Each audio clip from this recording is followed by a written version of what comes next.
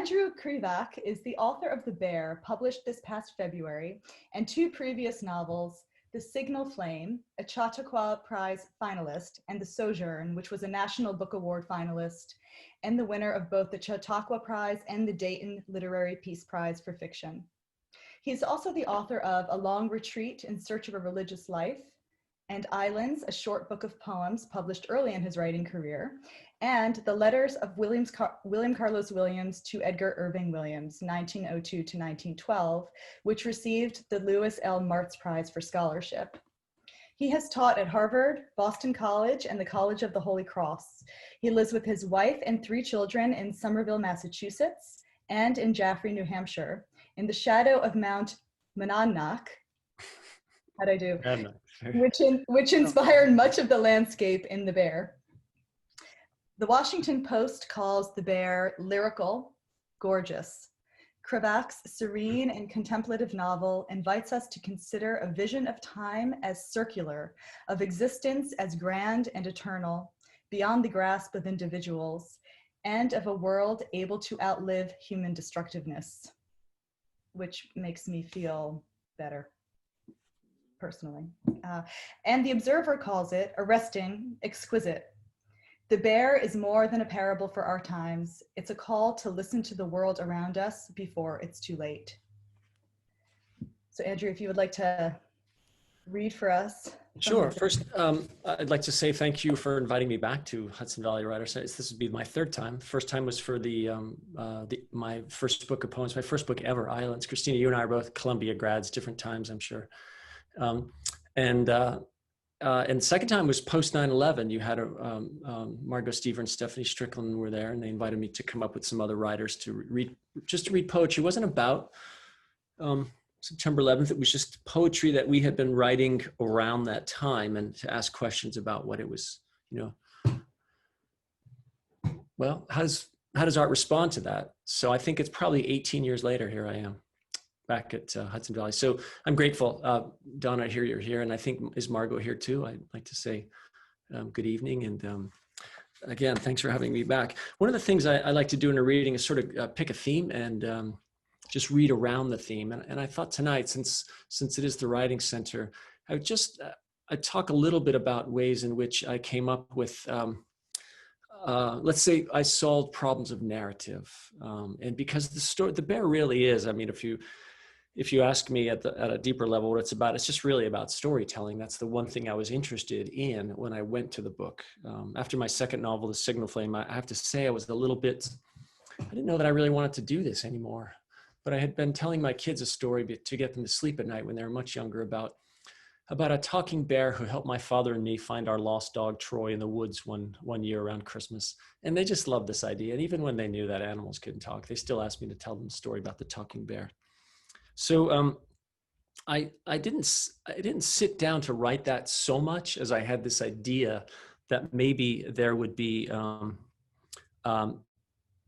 that I could sort of find a way in fiction to meld the human and the animal. It sounds a little fantastic, but here was my thought process. I did not start out to write a novel about the extinction of the human race. But as I was thinking about writing a story for my kids, and I had this idea of a man, and first a boy and then a girl, because my daughter was born, that the struggle of living day to day was pared down to just living off the land. And you mentioned living in Jaffrey, New Hampshire. We have a small house up there, and it was about 6 years ago we bought this. I really love the land around the Mount Monadnock area. We're on Thorndike Pond, and it just really, it would really capture me each time I went there in very small and surprising ways. And I was having difficulty with what to do with the man and the girl when they were separated and needed to get back to each other. And I was out fishing one day, and I was just looking around thinking, gosh, how beautiful this place really must have been, a long time ago when the first indigenous people were there. And I thought, what's it going to be like for the last? And I thought, that's it. They're the last two. And so I went back to my writing desk at my house in Jaffrey, and I started to craft these several paragraphs, which are the beginning of the book and which I'll read right now. The Bear. The last two were a girl and her father who lived along the old eastern range on the side of a mountain they called the Mountain That Stands Alone. The man had come there with a woman when they were young and built a house out of timber, stones pulled from the ground and mortar they made with a mix of mud and sand. It was set halfway up the mountain slope and looked out onto a lake ringed with birch trees and blueberry bushes that ripened in summer with great bunches of fruit the girl and her father would pick as the two floated along the shore in a canoe. From a small window in front of the house, the glass, a gift the woman's parents had given to her after having received it themselves from the generation before, so precious a thing had it become as the skill for making it was lost and forgotten. The girl could see eagles catching fish in the shallows of an island that rose from the middle of the lake and hear the cries of loons in the morning while her breakfast cooked over a hearth fire. In winter, the snows began not long after the autumn equinox and still visited the mountain months after the spring. Storms lasted for days and weeks at a time, drifts climbing up against the house and burying paths as deep as some trees grew high. Often the man had to wade for firewood or trudge out to his tool shed at the edge of the forest with a rope tied around his waist. But when the winds settled, the skies cleared and the low sun shone again, the man would wrap the young girl warm and tight in a pack, walk out into the stillness of winter and float on snowshoes made of ash limbs and rawhide down to the frozen lake, where the two would spend the day fishing for trout and perch through the ice.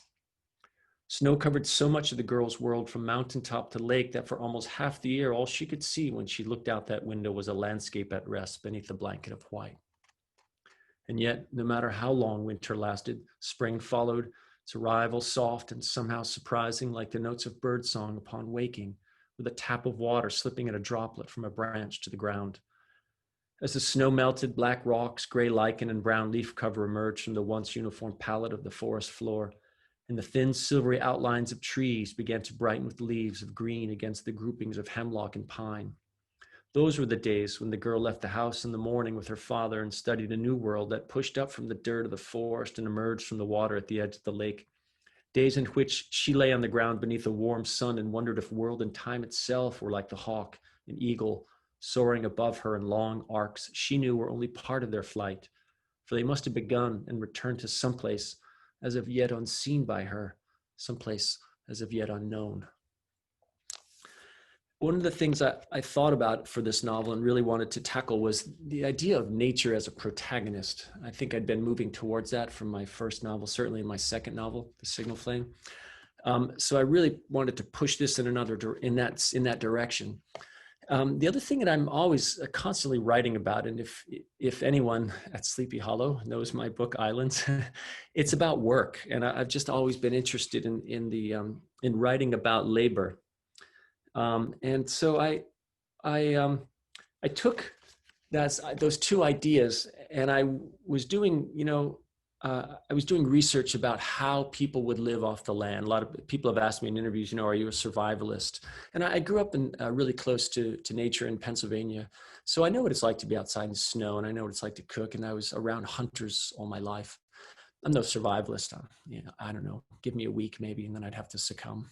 But the question about research is, it's not far to go from to be from someone who knows what it's like to be in nature, to take that step farther, just a few steps farther, to know what it would be like to live off the land all season long, all year round. And so I was putting myself in there, and I would just say, again, since it's the Writer Center, there's a thing about research where you can't do too much, or you'll just get caught up in your own sort of sense of, what do I have to research next? So I was going back and forth and keeping the story moving again, storytelling, and then adding things that I needed to add. But the first thing I wanted to talk about with respect to work was just the work of learning. The man began to teach the girl what he knew of the lake and the land that summer. He showed her where to dive for the mussels they boil and serve for dinner with a plate of wild onions. He taught her how to make a rabbit snare and a dessert of cattail rhizomes and rose hip jam for the meal they caught in the snare. He took her step by step through the fashioning of a fishing spear from a sapling split into fours at the top with the points sharpened and lashed to stone spacers, which she practiced throwing at the fish caught in a weir they'd built in the cove on the lake. He taught her how to take sinew from and tan the hides of deer he had shot with a self-bow made of hickory, how to hunt for swarms of wild honeybees when the goldenrod bloomed before the autumn equinox, and how to take honey from the tree where those bees had built their hives. And when they were at rest on the lake shore in the heat of the day, he taught the girl how to approximate time with the noon mark he'd placed on an old and worn erratic come to rest long before on that grassy shore. And when the nights were clear, he took his daughter outside and taught her how to look at the sky, pointing to the stars along the ecliptic and telling her the names of the constellations that traveled there. In summer, she learned to find the hunter Sagittarius, the heart and tail of Scorpius, and the four bright stars of Hercules. In winter, on snowshoes of her own, her father took her onto the frozen lake and pointed out the great Orion, his dog Canis Major, and Sirius, the brightest star in the sky, the one that makes up the dog's nose. And all year long, they watched the Big Dipper revolve around Polaris, a star that could be used as a guide, he told her, if she ever found herself uncertain for the way home. The way home, of course, will be critical for her in the second half of the novel. But the other thing that's what really fascinated to me was this idea of making a self bow. I've been trying. It's quite difficult, but there's quite an art to bowery, the bowers. The Bowers Bible is a fantastic book that helped me a great deal. And in fact, they do make sinew for the string out of the backstrap, the dried backstrap of deer sinew. And the bow becomes an element of the book that I found really critical as she moves along. A lot of things in this novel, the girl picks up and puts down as she learns how to move along, how to use them. And I think that's also part of her coming of age. At least that's what I wanted to do. I wanted to write a coming of age story as much as anything. The year the girl turned 10, her father gave her a present of a knife with a bone handle and a leather sheath he had made the year he and the woman first lived in the house. There's more, he said to his daughter. They walked outside to the man's tool shed where he kept his axes and saws and instruments for working with wood. I want to teach you how to make your own bow and arrows, he said. The year we first climbed the mountain together when you were 5, I saw along the way the straightest hickory tree I've ever seen. When I got the chance, I went back and timbered it. He pointed at the roof of the shed where 4 long staves were laid across the rafters. I got these out of the wood. They're cured long enough. I was just waiting for you to be ready. The man retrieved the staves and chose the one with the fewest flaws, and over the next several days he began to work the back of the bow with a draw knife down to a single growth ring. He marked the center of the bow for the handle and checked the limbs for bend, and then he cut nocks for the string and tillered the bow until each limb bent evenly. He smoothed the belly and sides with his knife, burnished the wood with a round stone, and oiled the entire surface with deer fat. He worked slowly but steadily, and each step of the way the man taught the girl how to proceed, letting her have an equal hand in the fashioning of the bow.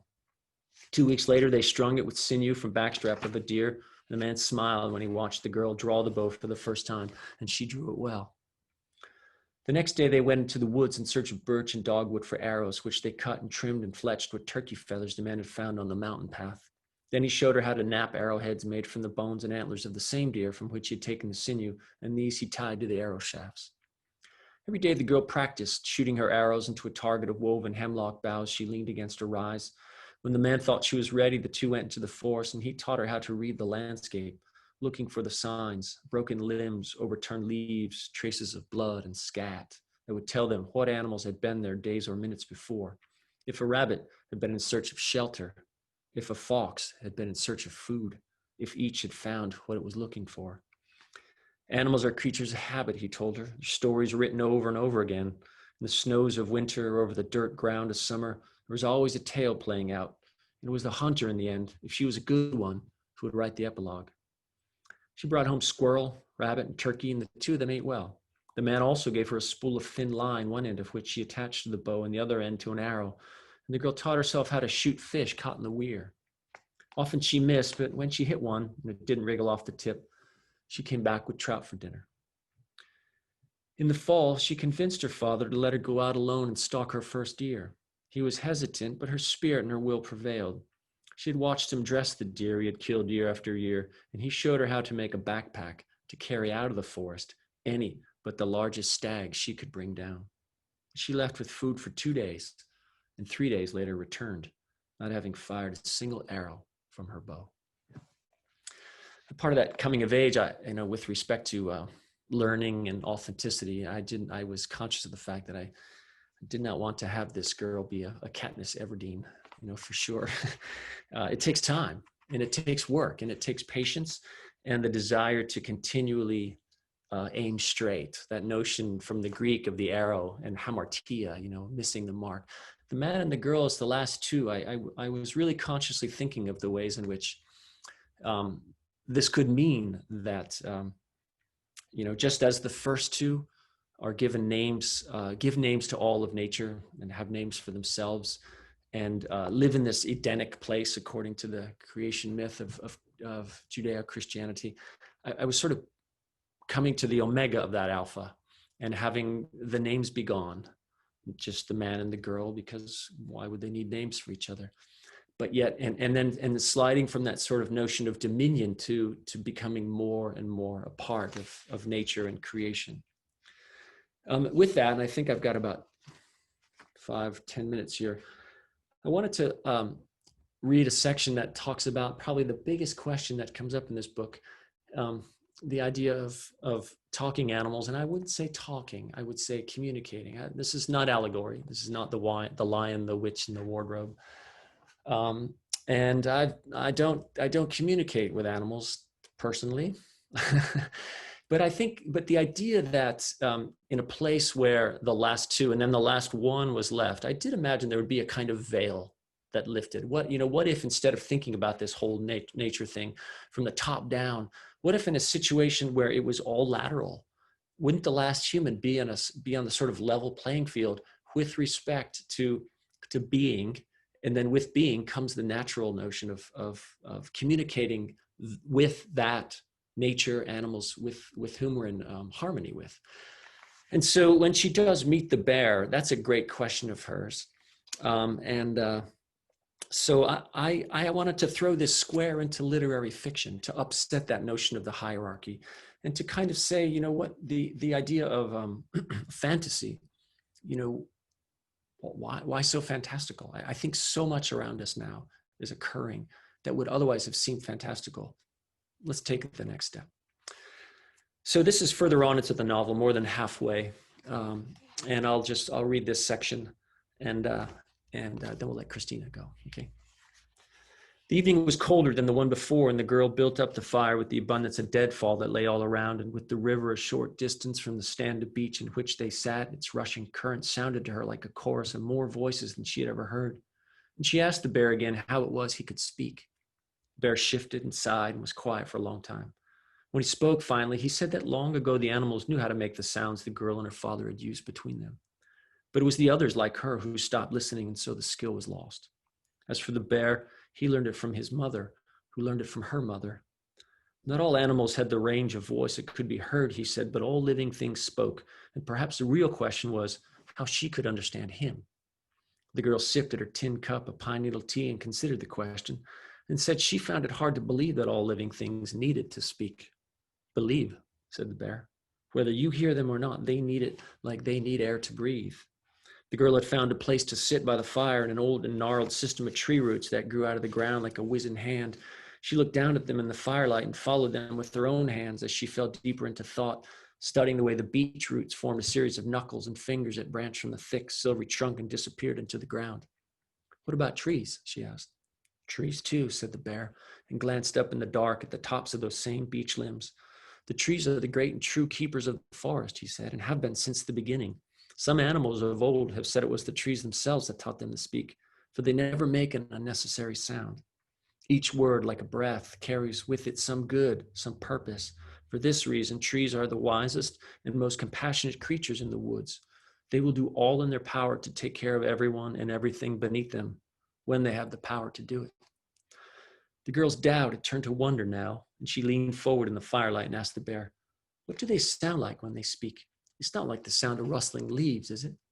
The bear too now thought for a moment and said, go down to the riverbank.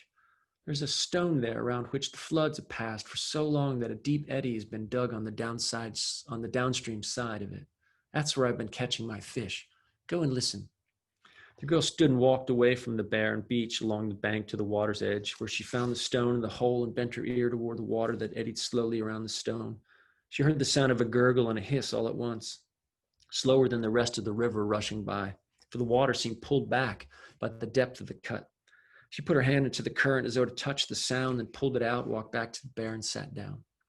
The bear knew both what she had heard and not heard, and while she sat in silence now, he told her that the voices of the trees were the voice of the forest, and that when they spoke with such indifference to time that it would take the girl several moons to hear one of their conversations, the better part of one just to hear a single word. But to them it was no different from any story told to any other around a fire in the night, a word spoken in a moment or a lifetime. Did you ever feel as though the trees around you on your mountain were somehow companions to you and your father? Asked the bear. Yes, said the girl, and felt back to when she was younger and would sit alone in the forest on a blanket of moss and listen to the wind. There were times when she believed she heard a voice that was not the wind, a voice as old and slow and gentle as water curling around stone. Those were the trees, replied the bear, companions to us all who forget nothing that happens in the forest beneath them, and whose memories span seasons beyond count. For each one carries the memory inside of every living thing that's ever touched it or passed beneath the shade of its limbs and leaves, trunks and branches, every living thing that has ever walked the earth. The bear looked into the fire then and said, the wood you burn to cook your food and keep you warm, the smoke that rises once, a memory. The ash is all that is left of the story it belonged to. Why else would you be carrying the ashes of your father? The two were quiet then for a long time until the girl put her hand on the pack she always had next to her and said, so they will remember us, won't they? For as long as they stand in the forest, said the bear, that I'm certain. Thank you. I think I'm the only one unmuted. I'll clap for everyone. That was lovely. Thank you, Andrew. Thank you for also, I really appreciate the way that you did that reading with the commentary in between. It really helped to place us. Good, thanks. Thanks for doing that. It's clear that you're a teacher as well. Not anymore. Not anymore, or that you were. You have that that approach. It's very helpful. Thank you. I'm just a dad now. Yeah. Well, as we know from the book, being a parent is being a teacher. Exactly. Yeah, good point. Yeah. All right, Christina, you ready? Ready to unmute? Let me give you your introduction. Christina Chiu is the grand prize winner of the James Allen McPherson Award for her novel Beauty, published this past May. She's also author of Troublemaker and Other Saints, a collection of interlinked stories. Troublemaker and Saints was an alternate selection for the Book of the Month Club and Quality Paperback Book Club, a nominee for a Book of the Month Club First Fiction Award, and the winner of the Asian American Literary Award. Chiu has also published work in a variety of magazines and anthologies, including Tin House, Washington Square, and the Asian Pacific American Journal. She is the recipient of the Robert Simpson Fellowship and the Van Leer Fellowship, and has been a Wiepersdorf Fellow and a Claire Woolrich Scholar. She curates and co-hosts the Penn Parentis Literary Salons in New York City. BuzzFeed calls Beauty a story of perseverance. Author Alyssa Chappell says, with sly wit and a sure hand, Chiu embroiders the life of a female fashion designer whose sexuality, ambition, and creative vision make the traditional roles of perfect daughter, wife, and mother, let's say, a challenging fit.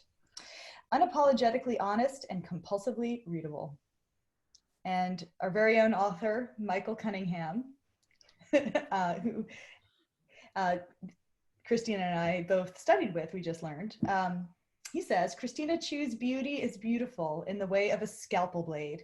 It's that sharp and precise, that lacerating, that true. So now for something very different, Christina. Hi, everyone. Thank you for being here. I should tell you a little bit about Beauty before I start reading it.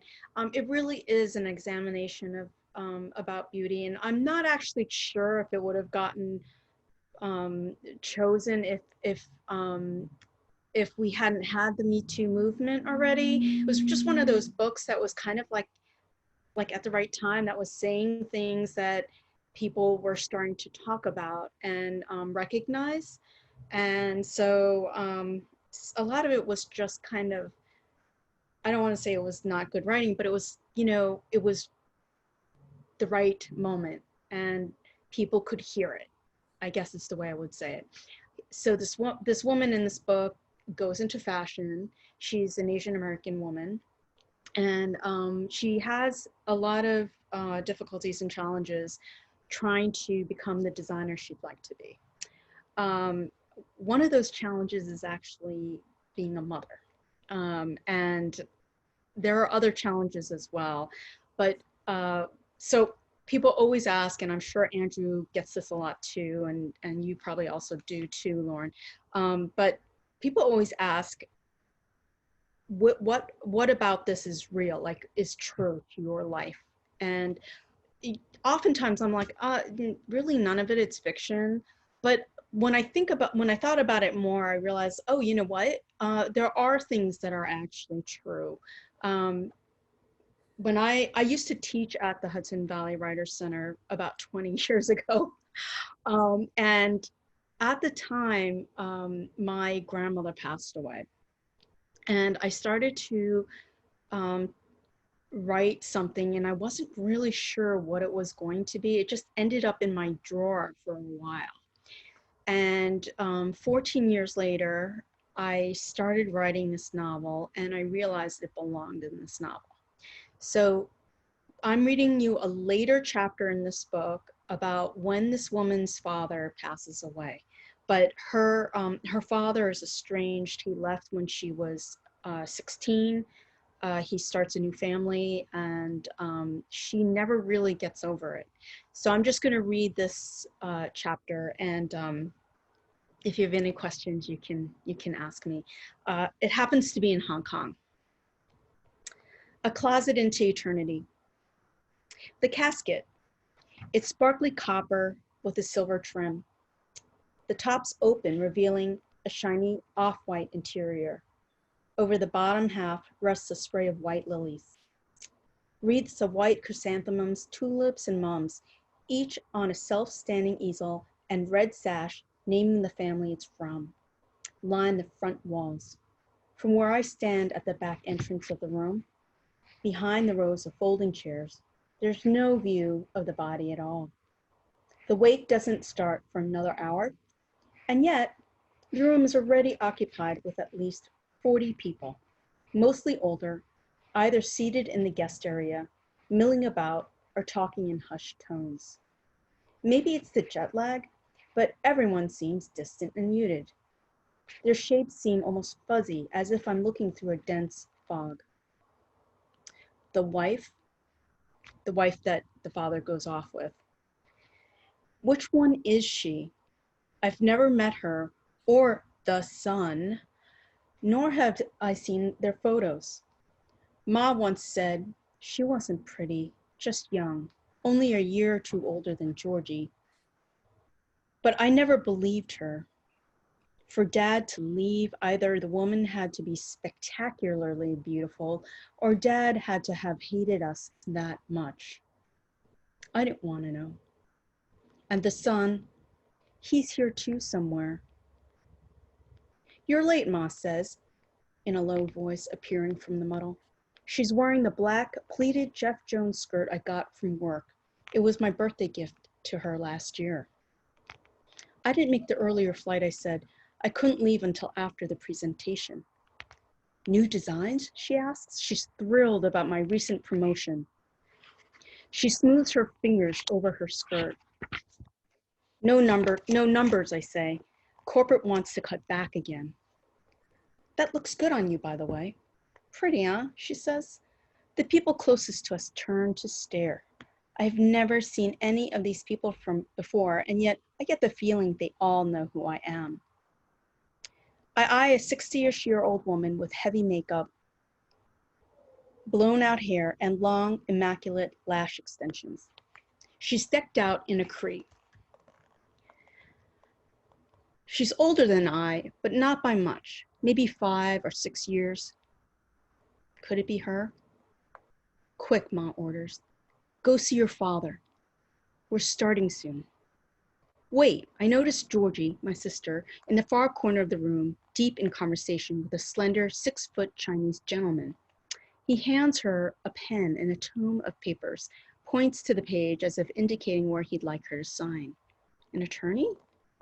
No, can't be. Even from where I'm standing, I can tell he's wearing a handsome suit, not conservative enough on one hand and much too lovely on the other.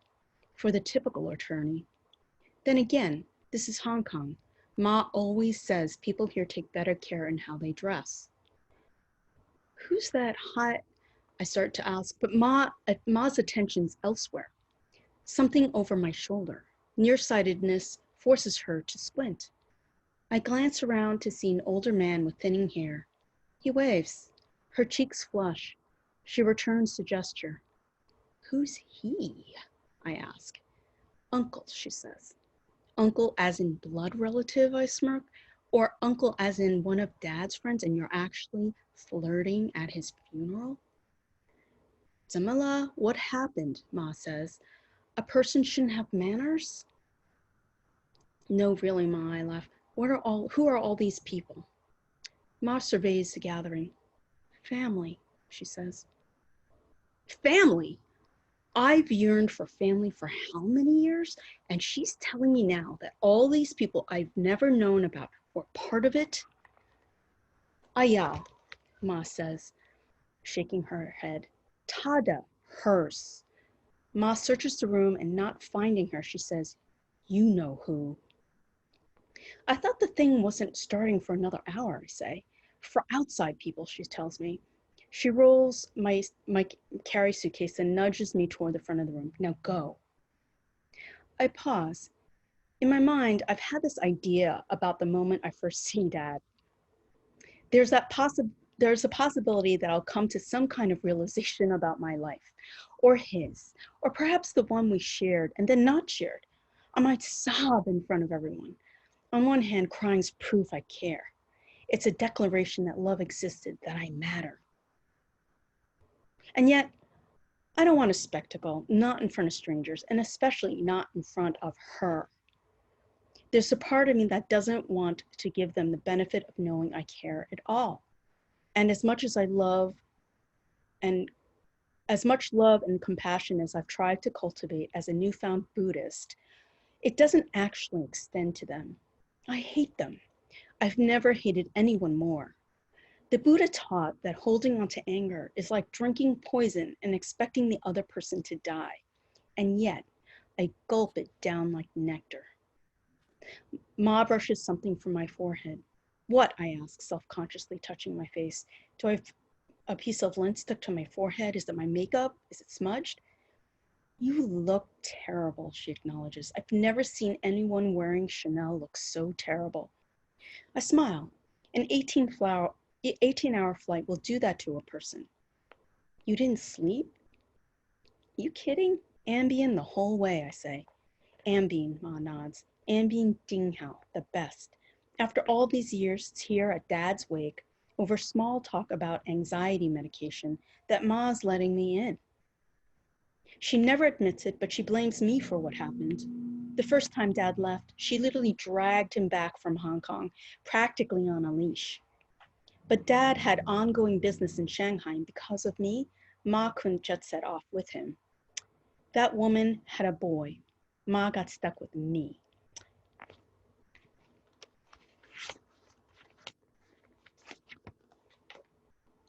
Don't, Ma says.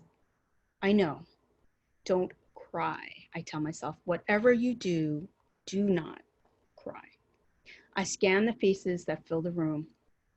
They're not here right now, Ma says, squinting, her gaze shifting with mine. You sure? I know you think I don't know, Ma whispers. Maybe they went to pay. I'll show you later. Now I'm going outside. She gesticulates with a pointer and middle finger. She's going for a smoke. I'm just gonna skip a couple pages and come towards the end of the chapter. So there's a little back and forth, a weird thing that happens with what turns out to be her half-brother. And she's meeting him for the first time. So she is starting to decide that maybe she kind of likes him. He's kind of a nice guy, and that, you know, the guy she thought was the attorney is actually him. And she loves the way he dresses. And they can relate to each other because they actually care about the quality of what they're wearing. And so, okay. I'm gonna start, where am I? So she sees this woman, the stepmother, as Chanja. She's never met her before. So now you're ready, you're about to meet her. Chanja, Ma says, jabbing me with an elbow and introducing me as Dad's younger daughter. Dad's wife has short cropped, over-dyed black hair and drawn-in eyebrows. She's tall, possibly 5'5". There's something weathered and broken about her. She's heavyset, and she takes a step toward me. It's obvious she has arthritis in the knees. Her skin is dove white, almost doughy. Maybe she douses herself in Shiseido every night. Still, from the low bridge of her nose, wrinkles spread across her face like roots. I offer a hand. Hi. Hello, Auntie, Ma corrects. The expression on Ma's face vacillates between embarrassment and smugness. Gahaka, so good looking, she says, speaking to me in Shanghainese. Gan mommy yang, just like your mommy, she says. Nali, Nali, Ma says politely. Not at all, not at all. Ma had said she might be the lucky one. Now I get why. Chanja is 20 years younger than Ma, and yet Ma's right. She's ancient. He deserves a few years of happiness, Chanja had said before. Chanja had given Dad her best years. Had she been successful in making him happy? It's possible that losing Dad was the best thing to have ever happened to Ma. And from the smirk on Ma's face, there is no doubt this possibility could have crossed her mind. Chanja got Dad all right in the end. She got what was coming to her. Karma. Wow. Peter goes to the front of the line. His mother follows immediately behind, then Ma. Georgie sandwiches herself between Ma and me. Silently, the line circles the casket. Peter leans into it and kisses Dad on the forehead. I shrink back. Is this what we're all supposed to do? Dad's face looks fake, as if the embalming process drained away what was real and left behind a mask. Ma follows Peter's and Chanja's lead, pecking him on the cheek. Well, this certainly is an arcane ritual if I've ever seen one, I hear my sister Georgie mutter. Don't do it, I instruct. There's absolutely no way I'm going to touch, never mind kiss, a corpse, even if that body used to be my father. But Georgie bends to the casket and, as if in tune to some kind of melody, kisses Dad on the forehead. Then it's my turn. Ma shoots me a stern look that says, he's your father. He's dead. Expired, as Georgie had put it. But even as I'm thinking this, the rest of me moves in rhythm to the strange, soundless music. With my heart beating in my ears, I reach closer and closer to the mask that resembles Dad's face, and my lips touch his clammy, cool forehead. Death. The cold moves through me. My entire body shudders and I recoil. Then I'm back in line, towed along with everyone else, and maybe I'm going to be sick. My lips feel soiled and I want to spit. Wash my mouth, both inside and out. I want to cry. Peter leads us to the open area facing the coffin. The visitor's setting area has been pushed back. On the floor are flat yellow pillows, the kind I've seen in meditation centers. He moves to the pillow furthest left in the front row. With a great deal of difficulty and a stifled groan, Chanja kneels at the pillow beside him. Until we're all, Ma settles next to her. Like dominoes, the rest of us follow until we are 3 rows deep on our knees. The casket, sparkly copper, with a silver trim and a silky soft interior. A closet into eternity. A man appears with a microphone. Who's that? I asked Georgie. They say they got an MC. A what? A host, Georgie says. I suppose. Everybody ready, the MC says in Cantonese. Bow. The entire family kowtows to the floor. After a pause, we rise back to our knees. Everybody ready, he repeats. Bow. On cue, we all do as instructed. And then, for the third and final time, we all move in unison. We're one. Peter sniffles, and I see he's crying. Everyone is, including, I realize, myself. The tide of movements has washed away my revulsion, and in its place is the possibility of a brother and the comfort of being with all these people, many of whom I've never met before, and whom I will now know, maybe only for this one singular moment, as family. Thank you. All right. So yeah, so that last bit was actually taken from something that happened with my own grandmother. And it was like one of those things that happens in your life. You're like, I absolutely have to write about this one day. I don't know how it's going to show up, but it's going to show up somehow. So I put it in this novel. That was great. Thank you, Christina.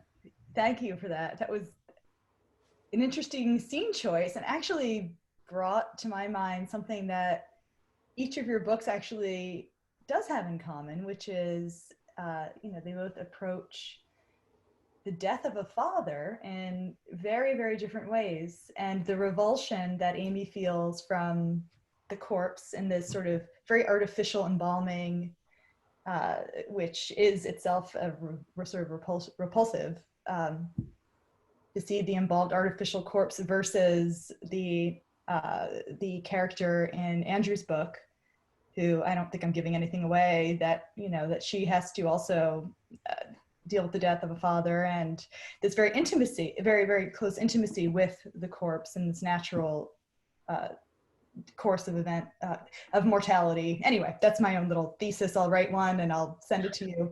But in the meantime, I could go on and on. Let's do a Q&A. I'm sure people have questions that they would love to ask both of you about your writing process and everything else about the books. Will people come in live, or will they send us? Let's see. I don't know. Krista, do you have the chat? No, I think people like to talk, right? Yeah. Yeah, you can, everybody can unmute themselves, so don't be shy. Or you can send a message if you prefer. Pretend that we're all together in that lovely room with the fireplace in Sleepy Hollow, and the train is going past, and we're all sitting together and speaking animatedly. Well, I have a question of Andrew. Andrew, as we all know, I mean, you're an accomplished poet as well as an accomplished novelist. Your book of poetry was jury selected for the Slapping Hall Press, and now you've written novels. And normally you would think that, poets and novelists are sort of a different beast. And so tell us a little bit about your, how you made the transition. Yeah, sure. I mean, I'll try to make a long story bearable. But I loved, I still consider myself a poet. I'm actually putting together a book of poems that I'm calling the Monadnock poems. But fiction, well, let me say this.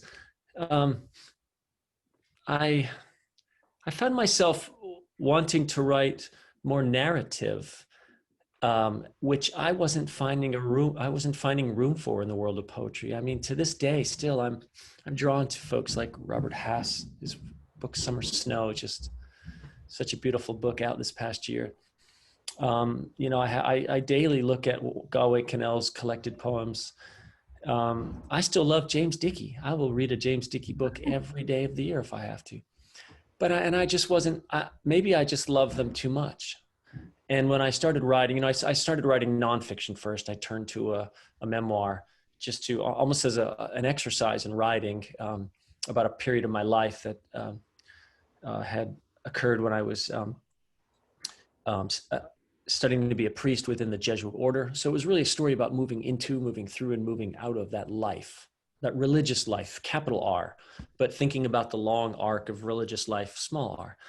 And that gave me, that taught me how to write a book, actually. It was fascinating.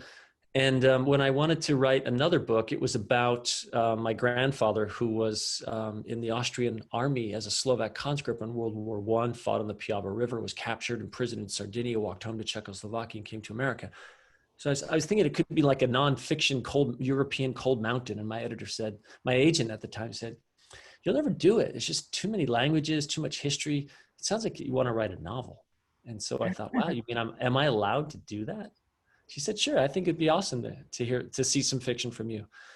So years later, that became The Sojourn, my first novel. And that was an act of taking this epic time and paring it down, taking a lot of different characters I heard about growing up from Eastern Europe, and putting them into one character, picking one time period, and just putting it on the page. That book is 57,000 words. It's nothing. And I just loved it. And so then I wrote another novel, set place in the same part of Pennsylvania. As I said, The Bear is a detour. But I'll tell you too, I just finished my fourth novel a couple of weeks ago. So I'm going to see what happens with that. And it goes back to Darden, Pennsylvania. And so Don, I just, that's the answer. I got more love as a novelist. Yeah, whereabouts in Pennsylvania? In the Northeast. I was born in Wilkes-Barre, and I grew up in the town of Dallas, in the back mountain. So lots of bear there, actually. Seen plenty of bear. Good fishing. So anyway. Do you find that your fiction tends to come out on the shorter side? As you mentioned, The Sojourn was very, shorter book, and this one is as well. I hadn't thought about it. It has been. The Signal Flame was longer, about 80,000 words, and this most recent novel is well over 100,000 words, so into the 300 page mark, which is pretty. I think it's pretty fine for a novel. But I mean, some people think that's short too. So for me, it's about language. If I just want I want every word to be the exact word. I've been called spare. To me, it's just, I don't know, efficient. Maybe that's the poet in me. Every word's got to be the right word. Otherwise, like I will never write a word that has an ly at the end unless it's Emily. That's funny. So. Wow. Yeah. So I have a comment and a question for Andrew. And my comment is, I agree so much with Lauren. I love the way you sort of stopped yourself in the middle. Christina, you did too, to explain to us kind of the parts that you were reading to us. It was really helpful. And the way you explained kept reminding me of someone else. The way, this sort of, I guess it was spare, but also the wonderful way you explained in a sort of logical way. And I realize now that you said that you have a Jesuit background, you explain the way Dr. Fauci does, who is also Jesuit trained. Same very logical profession. Yes. No, that's supposed to be a great compliment. That was not what I was to both of you. To you. No. My philosophical training, the Jesuits had to be steeped in philosophy. So it was apparent. Yeah, I was trying to figure it out, but that was great. Thank you. And also, James Dickey, do you read his poetry or his novels, or both? I read both. I mean, I like Deliverance a lot, but I read his poetry. I just love his poetry. Yeah, I just discovered it recently. It's that Southern, Yeah. Okay. Yeah, I shed a little tear, honestly, when his son, Chris, passed away. Mm-hmm. Yeah. So anybody else? I wanted to say something to Christina too. Am I allowed, Lauren, to go again? For it. Yeah, do it. Yes. Yeah. I will. Sorry to continue. Did you see my dog? Sorry. Christina, I Zoom with the dogs. All right, go ahead. Mary, is that dog speaking to you? She's a very little. Yeah. No, she's communicating to me. She doesn't speak. She communicates. There you go. Thank you. Yeah. But Christina, I loved what you read, and I particularly liked just the whole fashion speak was so, I worked for Estee Lauder, so I kind of am familiar with that jargon. And it was, it just seemed real. It seemed very real. And the other thing that I thought was subtle, but really came across, was the sort of fashionista up at the coffin, and sort of seeing it through the fashionista's eyes was just really well done. I thought it was great. Thank you. I actually, you know, it's funny because I was not in fashion, and I really did not know that much about fashion before I started this book. So you know people who do then, or something, right? Well, I did a lot of research. A lot of good research. Yeah. And I became really familiar with that world and that life. Uh-huh. Well, to the point where I actually started making shoes. So, so now I'm actually a shoemaker. It's like, That is cool. where does life take you, right? Like, yeah, that's I'll great. trade you a bow and arrow for a pair of shoes. actually, I have always wanted to be able to shoot a bow and arrow. I don't know why. It's very, in my mind, very zen. And I feel like it would be something that I could do way better in my mind than I could actually do in person. That's But no, I've always wanted to do that. So at some point I will do something like that and end up writing about it, I'm sure. But Yeah. yeah. I see some synergy here, and there's actually some shoemaking in Andrew's book too, if I'm not mistaken. Yeah, absolutely. Yeah, I a lot of some stuff I didn't take out. The mother, well, she dies in not exactly in childbirth. So many interesting narrative problems you have to solve. You know, like anyway. But so yes, the mother actually makes 5 years worth of shoes for the girl when she's pregnant with her, so that she'll have them until the age of 5. And it's a scene where the father tells her, "No, this is it. This is your last." When she's 5, actually. So. Wow. Christina, can I ask a question, Lauren, of Christina? Of course, yeah, go ahead. I was going to ask. Fascinated by writing foreign languages. I come from a very really deep-seated Slovak American family, and so I heard Slovak all my life. And to me, like in my first novel, there was 3 different languages because my grandfather fought in the First World War. There were 85 different languages spoken in the Austrian army, and so I saw Cormac McCarthy's early on his books where, like in The Crossing, there's pages of Spanish. He doesn't translate a bit of it. Blood Meridian as well, you know, and I found that fascinating because it made me go back and think about language as simply a puzzle to be solved or some kind of key to unlock. And I started looking around and I saw that every time he gives you a language or some Spanish that's untranslated, there's always a key within the narrative that lets you unlock it.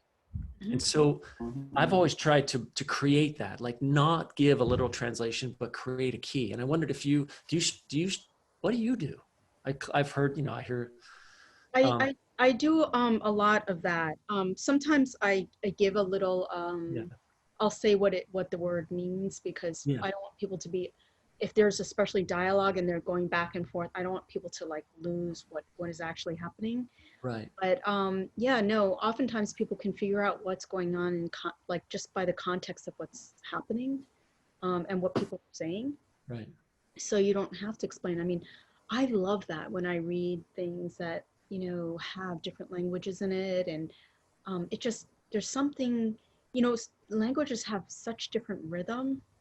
For me, it kind of, I just find it so interesting. I would love it if you did that more. I mean, I just love that. And it makes me feel a little bit more like, you know, this country is made of people from all over, right? But we all write in one language. So we all have this idea that we should all be like this in this box. Right. Yeah. And that's not actually who we are, right? And so like the more I see that, the more it feels like, oh, it's, you know, we're beginning to actually share different languages. And it's like, you know, tchotchke is one of my favorite words. Tchotchke is such a great word. Yeah. Right? Like, I love it, tchotchke. There's so many great words that like you pick them up and you start using them. I'm not Jewish, but I love so many Yiddish words. Yep. And I just like you, I just love the sound of them. Well, one thing I found too is I think readers really ought to be able to let stuff like that go. I think within fiction, there's this notion that there has to be nonfiction. Like, is the story true? How much of this is real? And you said it's just fiction. Like, let fiction be fiction. And so too, at the linguistic level, if I see a word that I don't know and it's not translated, I think there's a reason why I don't know that. And it's part of the story and I'm just going to move on. It's like in War and Peace. I don't need to know all those characters. I just know as you move along, you know, I'm going to find out who they are eventually. But for now, I just love to say the names and move on. And so, but there's going to be one person reading your novel, reading my novel, who knows what the Ruthenian is with the peasants in in the Carpatho-Russian mountains who say Slava Nasuzu Christu at Easter. And they're going to know that. They're going to say, oh my God, a novel with Ruthenian in it. And they'll be so excited. And they'll be like, yeah, and it'll be theirs. And they're in America and they're like, yeah, that's part of my experience. There's a real unsettling. I've learned a great deal when I've been unsettled by languages, not knowing, wanting to know, and having to say, I'm just not going to know. There's a sort of mystery in that lack of knowledge. Anyway, so maybe I wanted to ask, it's not a question, but I wanted to say something to Andrew. You say that your work is just so lyrical. You pulled us into a world that's so different from anything I know, but you carried me along as you introduced me to these strange things that you're doing. And I only had one question as I went along, but I was so busy listening to things like your alliteration. You're a poet, and it has informed your novel. And I think that your use of language and your specificity with words makes me kind of in awe and enjoying that clarity of things, that sinew that you took out of the deer and used in the bow. It was wonderful, but it was such a, what I call it, you carried me along into a strange land, but you didn't give me a strange set of language or parameters about what was going on, because you used this straightforward, ordinary thing and you lulled me into accepting what you were telling me. Well, thank you. I mean, the cool thing about those words is that they're out there and they're used, and it's just finding that, you know, I'm a sort of frustrated musician. And so I'll speak sentences out loud after I write them to see if they sound right. Like, you know, if someone had to sing this, would it scan? Would it be all right? Mm-hmm. You know, so I think that's what I'm trying to get at. No, you worked. It worked. Thank you. Thank you. So do you read all your work out loud to yourself? Yeah. I do. Maybe that's why it's short. You too? Yeah, I do. Yeah. What's that? I'm sorry. I'm asking if Christina does too. Yeah. Do you, Christine? I do, only because I think with all the language stuff, it can be really clunky and not sound good. So I spend a lot of time doing that because I want the dialogue especially to flow. Yes. And that's usually when I use different Chinese words. So, you know, what I find really interesting is like you seem to have such a different, I'm sorry, I'm talking to Andrew, sorry. And this is probably true of all of us, but you like just from this like hour, we have learned that you had Jesuit training, that you have kids, that you are a poet, that you're a novelist, you're, you know, a frustrated musician. It's like, it's so interesting to me how many different sides we all have, especially, you know, when you're a parent and you're running around all day long dealing, I don't know about you guys, but we're teaching at home, and Yeah. that is like something else. And then you sit down and you're like trying to be in this other world and inhabit this other body. It's just so interesting to me that you would put yourself in such a peaceful place. It just seemed so quiet, you know, and like so almost reverential in some ways. And I maybe that's part of the Jesuit background, but like I find it difficult to find any peace in like with everything going around. Like literally my kid walked in just now and I was like I put a sign on the door. Yeah, right. I think it's because I need it. I don't think it's not any training so much as that I want to create it for myself as much as for the story. So, and that by and large happens between 5 and 7 in the morning, which is also my selfish time. Yeah. Wow. So. But. Christina, when do you write? How are you getting a chance to work now, especially with the kids at home? So I have always been kind of weird this way. I literally won't write, and then I'm like, why aren't you writing? Why aren't you writing? Why aren't you writing? And then I'll sit down after the kids go to sleep and I'll write all night. And sometimes they're still awake when they wake up, I'm still awake at the computer. And I'll finish. I won't finish until I've finished that chapter or that story, because once I get that momentum, it's like, you're pushing a wheel uphill, and you don't want to get like 3/4 of the way up the hill and then leave it there and walk off. So for me, it's like I'd rather just get it to the top and let it roll down, and Exactly.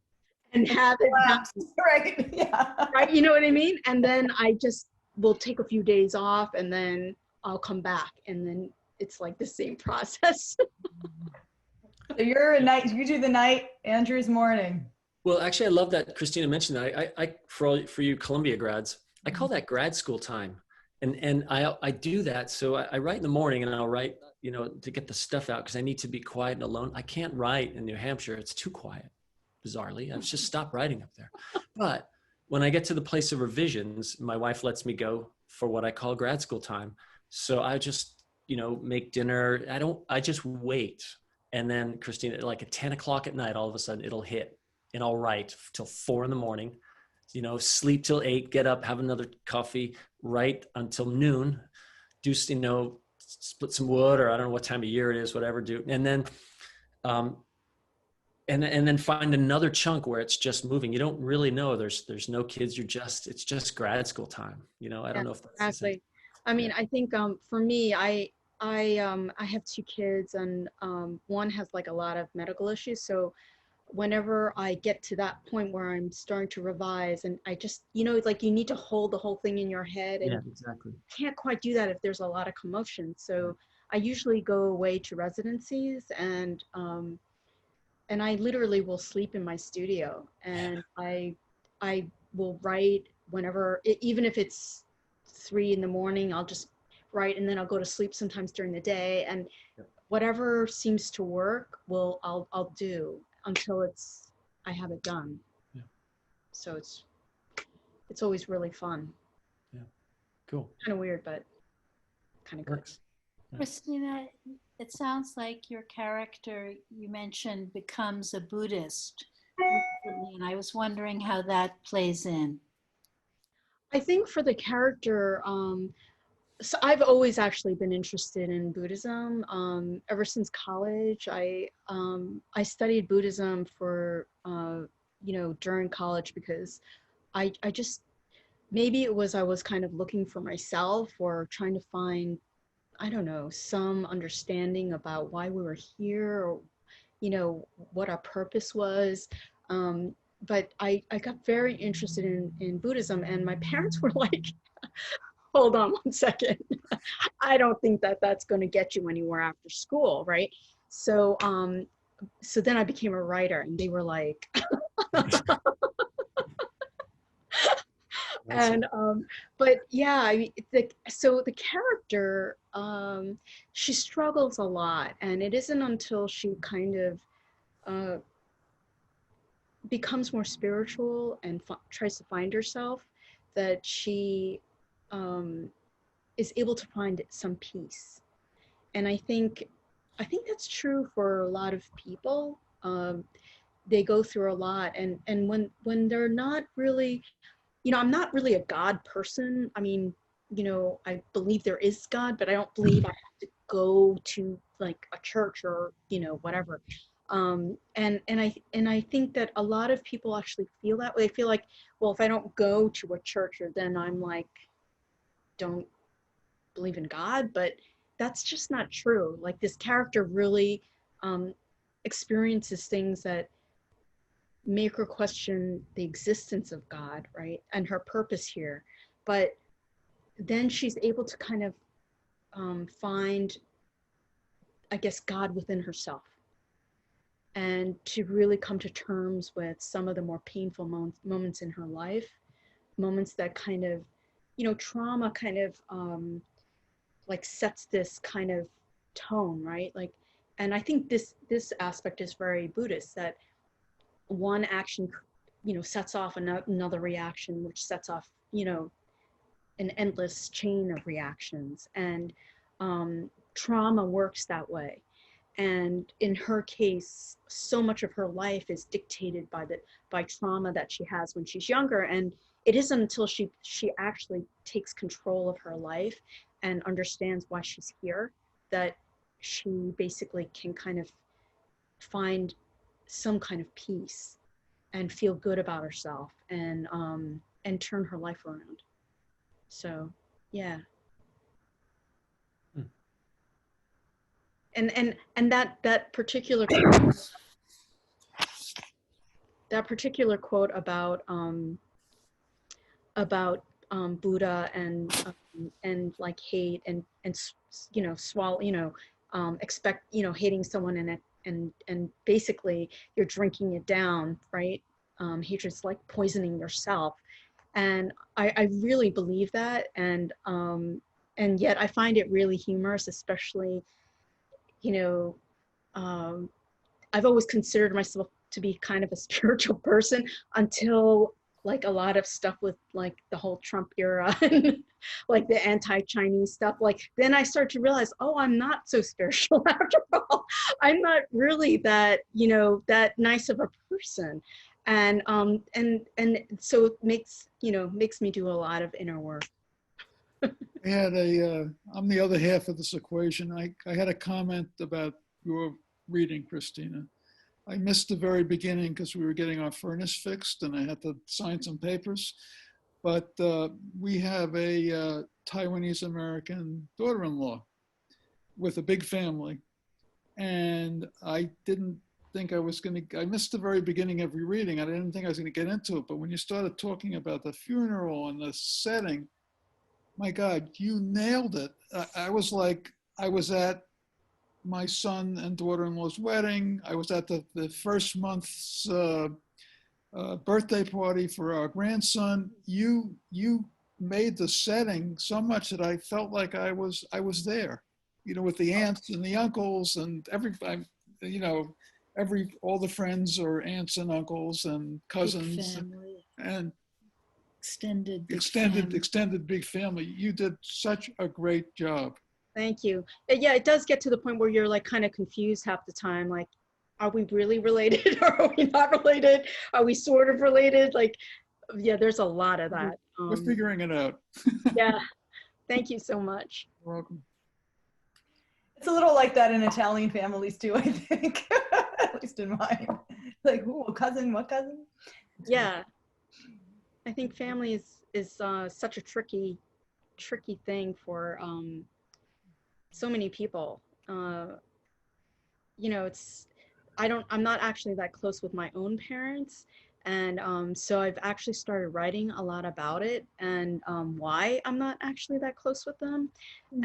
And I don't know, maybe in 10 years I'll pick that up again and figure out where it goes in my work. But I just think it's so interesting how writers they cull things from their life and it becomes something totally different later on down the line. When they're working on something and they realize, there's that scene that I worked on like however many years ago, and it falls right into what you're doing.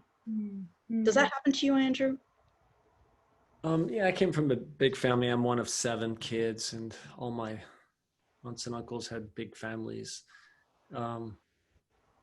Yeah, I mean, my other novels are all about family. So I was just listening to you, thinking about that. I find I can't talk about it. I find I can only write about it. So, but I'm actually, very close to my brothers in ways that I hadn't been. And we're talking like 13 years, a full generation between my oldest brother and myself. Wow. So, you know, and they, for instance, you know, my first novel, the character is fictionally a sharpshooter, a sniper in the First World War. And my father was a World War II vet. He was a chemist, but trained in an infantry division as a frontline mortarman, and just missed Guadalcanal by a company and would have gone to the invasion of Japan if it hadn't been for the atomic bomb. But when he got to basic training, he was such a good shot. And my older brothers told me this. I had no idea, after I'd written a novel about this, that he was recruited for sniper school. They wanted him to be an Army scout sniper. And he went to a couple of weeks, you know, target practice and things like that. And when he found out what they did and how they did it, he ever so slightly said he just started to miss, because he wanted to go, he wanted to fight. He was 18, it was World War II, but he also wanted to try to get home. And he knew that these guys just did not make it home. So he went back to the, you know, basic, and he did what he did in the war, and he came home. But I was thinking, like, and I'd always known that my dad was a fantastic shot with a rifle, everything from a 22 to whatever else he put in his hands.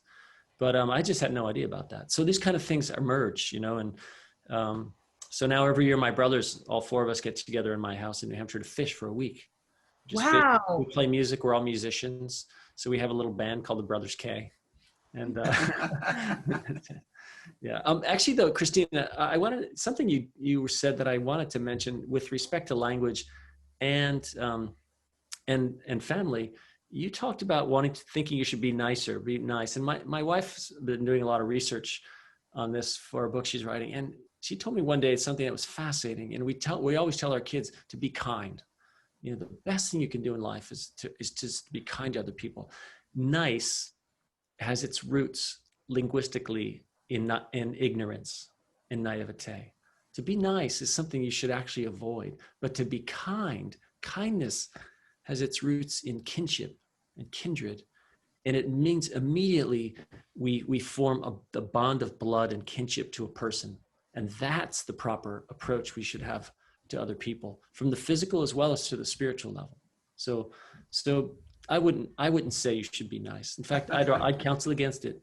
I do think you ought to try to be kind. There you go. Get the nicety. More kindness, less niceness. Nice is always something that women are taught. Right. It's not a male thing. Yeah. Well, Nice is artificial. Yeah, it's ignorant and naive, and that's really where it comes from the old English origin of the word. So. Wow. Thank you. Could I ask you a question, Andrew?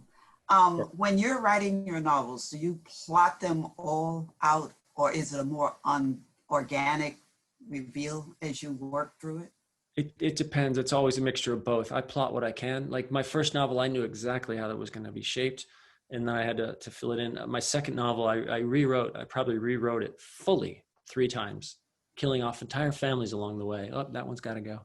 So I didn't really have a sense of the arc, but I'm an old Aristotelian. I think stories have beginning, middle, and end, and I'm always in search of that. Like, it has to have the arc. So sometimes it's a discovery process. Other times I've got it down and I just need to fill in this, you know, give it the motion, the dynamic. Yeah, I think the arc is really important. Yeah. Yeah. Christina, what was it like for you writing this book? Did you have a sense of how it would go? Did you outline, or did you sort of find your way in the dark? How did it work? It was really like a shot in the dark, and it was a very difficult book for me to write. So when I was like in high school, we were the first Chinese family on our block, and there was another Chinese family. They lived in the other part of this area, and my parents knew them well. They were immigrants also, and they worked really hard, and they would commute to the city. So that's how they knew each other, right? So they'd be on the same train to the city and back and everything. And when I was around a senior in high school, I found out that, oh, well, they're getting divorced because he had met someone who was the age of his daughter, you know, like some crazy thing like that. And it kind of was, it never left me. I always thought about it. I always wondered, I didn't know the girls, but I always wondered how that must have devastated their lives. Like, it was just so brutal, and it was crazy because the parents had worked so hard to kind of make it, and it was like they're finally living in Scarsdale.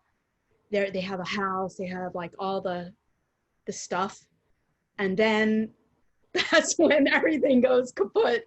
And he, you know, finds someone and goes off to China, and I'm like, and I never stopped thinking about it. It was always in my mind as one of those things that was kind of crushing in a way. Like, it just crushed me to think that he would do that to his family and his girls. And so when I started writing this, this was actually an offshoot of a short story from my first book, because my first book was a collection of stories, and it never left, like, it kept staying with me. Like, I started to write another novel, but it kept jumping in the way. And I had to, at some point, put this other book down because my mind was getting like, it was like going back and forth, and I was kind of fighting it instead of just writing it. So 14 years later, I finally finished it, but it was really a difficult book to write. And part of it was that I didn't actually feel that comfortable writing it at times. It wasn't that pleasant. And there were times that I felt like I should make it nicer. But then I was like, you know what? No, that's going to ruin it. I have to stay there, and I have to be there for the ugly, you know?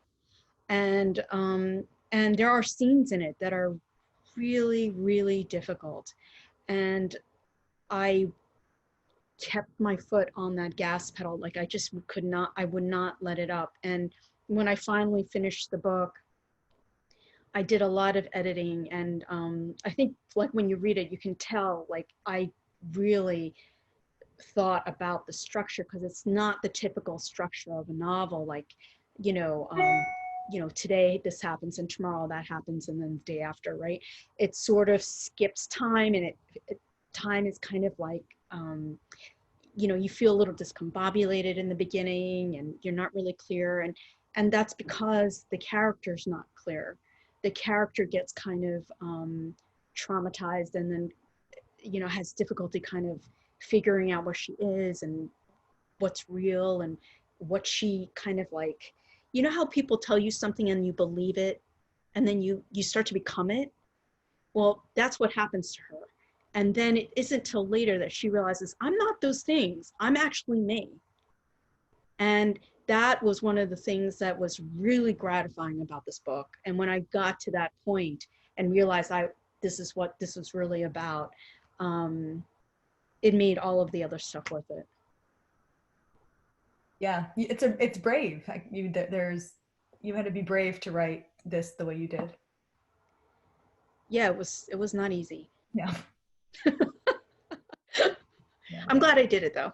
Yeah, it's gratifying when it works, and then it won a prize, the publication prize. Am I right? Well, James Allen McPherson was, yeah. I mean, I really felt very humbled by the fact that it was that award in particular, because he was such an amazing person. Apparently, had helped so many people of color basically come up as writers and make it. And he was a main teacher at Iowa who fostered people like Samantha Chang, Gish Jen, a whole slew of writers, and many of whom I know. And so it was really, I went to Columbia, and I had a great experience there, but I would have done anything to have gone to Iowa and met him. Yeah, he was a great writer. There was a writer back in the early 80s, late 70s, when McPherson was at Virginia. I was teaching in the Virginia program with John Casey, and the Brees Pancake was the writer's name. He was a student, really a guy from West Virginia, And no one could believe the talent that just came out of the woods. And he was a bit off, you know. He ended up taking his life in his last semester at UVA. He left behind a small collection of short stories, and it's called The Stories of Brice DJ Pancake. The DJ was a D apostrophe J. It was a typo from a story he wrote in the Atlantic called Trilobites, and he loved it. So he kept the typo. It's really just Brice Pancake. That's his actual name. Pancake's an old German name. And McPherson writes the, email you to get that from you later. yeah, he writes the afterword in it, and he knew Pancake. Just talks about the troubled soul, but the just the beauty of the prose and the control of the language and the idea of story that he had too. So, wow. But I thought of, when you mentioned McPherson, that's the first thing I think of is his afterword on that. I can't wait to read it. Yeah, yeah, I think you really like them. Yeah, They're good. I've read them. I had almost forgotten about that collection. It's you have read it. Oh, cool. yeah. Yeah. I haven't thought of it in years, but you're making me want to reread them. Yeah. Yeah, they were, excellent stories. The title again? It's called The Stories of Brice, Breece, capital D apostrophe capital J, and his last name is Pancake, just like you'd imagine it spelled. Okay, thank you. Yeah. Thanks for bringing that up. That's right. And James McPherson, I didn't realize that they were, I must not have read the afterword. I'd like to read that. Yeah, James. But what an honor, Christina, that particular prize. Yeah. It was, I really hope it lives up to it, because he was obviously a really incredible person as well as writer. So, yeah. Yeah. Does anyone, I have no time on my computer. I just see it's almost 8:30. Does anyone else have a question or a comment? I have a question. Hey, I'm wondering about how like COVID-19 has affected your books, mostly I guess in terms of like promoting them, but I know that it's just been such a dramatic change, and I just wonder if you could talk about your experiences a little bit. Good question. My book came out in the middle of February, so I got a couple of weeks of attention, and I had been doing some pre publication stuff as well in the summer prior and fall, and then March. What is it? March? Yeah, it was March 12th, I think. It all came to a stop. It was kind of a bummer. I had some pretty cool stuff lined up, but I was thinking about this tonight before we came on, Lauren. I've really come to like these kind of readings. I don't know. It's really, the interaction is always fascinating, and you're in your home, so you can, I love going out and standing at a lectern. I'm like a deeply introverted person, but sometimes it's just fun to see people and talk about books, right? So I don't know where I stand yet. It's certainly put the kibosh to my, is that a Yiddish word, Christina? Yes, Kibosh? it is. I put the kibosh to my reading schedule, but it's been doing okay. So the gentleman who was just here, I sat down and got to writing, and I finished another novel. So I can't, it was bad for the bear, good for the rest of the writing life. Christina. I just think, so my book came out May 1st. Oh, wow. May was the worst month in publishing ever. However, I have to say, I have learned so much, and it has become so rewarding in other ways. Like, I realized that a lot of people were panicking because, like, I had 20 events lined up. I had a huge party lined up. I had a designer who was going to throw my party for me, and like everything got canceled. So it was sort of like, what now? And then all these people were like, what do we do? What do we do? What do we do? And so I actually started to have readings for people. And I started a series called Let's Talk Books. And it basically brought all these authors together by theme. And it turned out to be this awesome thing where we all we're like family. Don't you feel this way, Andrew? It's like we've come to kind of know each other and help each other and want to help like the next guy. And Yeah. that, I mean, I know in writing, the writing community is, you know, we can be really helpful, but in the past, I haven't really seen people stepping up to help each other the way they have now. Yeah. And it's been so rewarding to see that and to see how just amazing people can be. You know, so when all this COVID started happening, I kind of freaked out because someone in Manhattan, a woman in Manhattan was wearing a mask and she got attacked, right?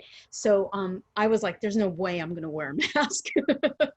But then after a while, I was like, I need to protect my family. I need to protect, you know, like I can't just walk around without a mask. And so I started to make masks. And I ended up writing about it. And, you know, I just showed it to like one person. And the next thing you know, it's like, it's printed. Like, you know, it's like, that kind of thing didn't happen before. You know what I mean? Like, that is like pretty amazing. Yeah. And it's because people are really trying to help each other right now. And I just think it's really brought out the best in us. And I think that says so much. I think it could be too that COVID has coincided with a, you know, shall we call it a less than kind period of our American history. And people are like, I've had enough of a lack of kindness. I'm going to push back with some real kindness, because what's it all about if we don't, you know, we don't have the kinship of humanity if we're all just screaming at each other and telling people how, you know, that they don't belong, etc. So yeah, it's weird, right? It's like, how do we get here? But then here we are. Yeah. And you know, even here in New York, I'm afraid to put my son on the subway. We originally were thinking of having him take the subway to school, and then my husband and I were like, it only takes one crazy person to do something. Yeah. For your kid to be traumatized the rest of their lives, right? So we just decided that he would stay home. So he's studying from home. Yeah. That makes sense. I bet it's book clubs and book groups have been fascinating. You know, these are folks I wouldn't see otherwise, and they write to you and they say, hey, will you zoom in and talk to us reading your book? And I think, it's just like, yeah, let's do it, you know. And it's always just so cool, such depth of reading, and people have great insight. I always come away thinking that was time well spent, and having learned something too. So I think I like that. I can't wait to get back in person with people, but you know, I think we're learning something here, and this is not a bad way to go about it. So I think people are reading too, which is really incredible. I think before people were so busy running around, just didn't have time to read. Yeah. And now people are home. Christina, what's on your reading list now? What are you actively opened? I literally am I'm just reading Hemmon's book. What is it? Which one is it again? What's the name? Oh, hold on one second. Now it's really gonna bug me. I'll take this moment to remind everyone to please buy the books. Yes. This is one thing we would normally do at the Writer Center, is have the table with the Village Bookstore from Pleasantville selling the books. And I realized one thing, I mean, there's so many lovely things about the Zoom format, but one bad thing is that the book sales are forgotten often. So, you know, there's no handy little button here where you can just press it to purchase books. But, and I'm not sure, Krista or Mary, do you know, or Margot, what the deal is with the Village Bookstore? Are they doing regular sales? They're here, yep. Okay. Yeah, so if you're... Put the links in the chat. But yeah, good idea. Good idea. You want to put the best place to find your books here?